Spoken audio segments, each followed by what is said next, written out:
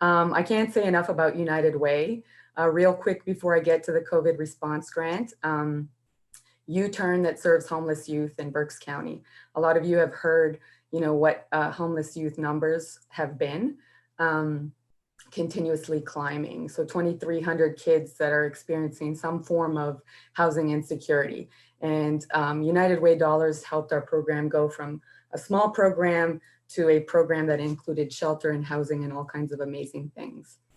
And certainly after 15 years of serving families with children and utilizing, that community approach, that rotational model, COVID certainly threw a dent in that. But I am happy to report that through hard work and partnerships in the community, we now have 2 single family homes and a static site. And it allowed us to increase our capacity as well from 14 beds to 20 and 3 families at a time to 5. But on to rent and utility assistance and this COVID response grant that really helped us provide much needed dollars during a time where, housing insecurity and moratoriums on evictions and all that stuff was heavy on all of our minds and hearts. Reading, Pennsylvania, Berks County, Pennsylvania, second to Philadelphia in the state for evictions, 4,000 plus a year, and that's pre-pandemic. So add job loss, add food insecurity, add the pandemic to that, and a stagnant market with moratoriums, and housing insecurity was at the top of all of our priority lists. We do have a rent and utility assistance program. Most of that is funded through a grant called the Emergency Solutions Grant, but it has very stringent guidelines. And when I say stringent, 30% of AMI is what the income eligibility is. That's not much. You also have to have a court-ordered eviction. And, with moratoriums, that wasn't really happening. But rapid rehousing is also a piece of that. And during a pandemic, housing is healthcare. Housing is healthcare. What that did too for shelters here in the community is it really reduced the bed counts at a lot of the shelters. Agencies that previously provided several were down to 45 for the whole county, 25 of them being for women and children. And so what this rapid response grant, COVID response grant provided is rapid rehousing dollars. 100% of those dollars went to people who were homeless and needed to be diverted from shelter and rapidly rehoused.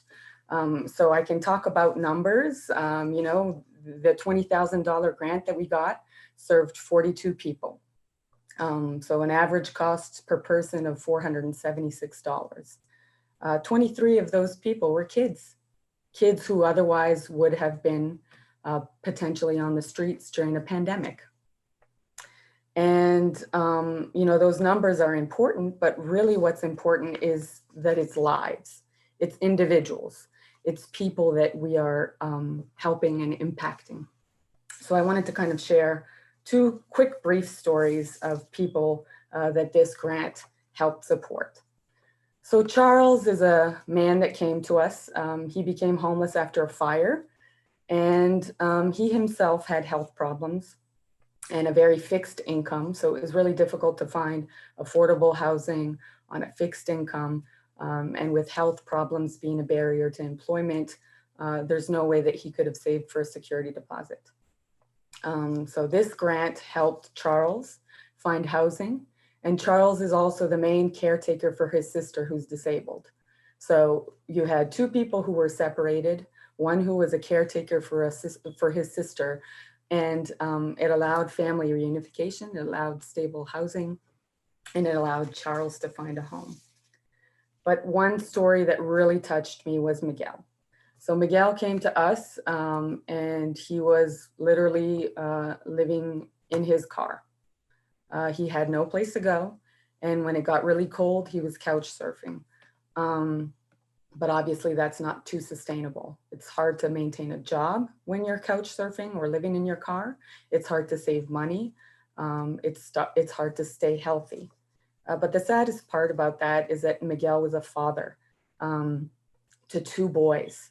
And that put a huge strain on his relationship with his kids. And, you know, he hadn't been able to maintain or even have a relationship or have visitation with those kids. So when he came to us, you know, he had just gotten a job and it wasn't so great, but certainly it was a job.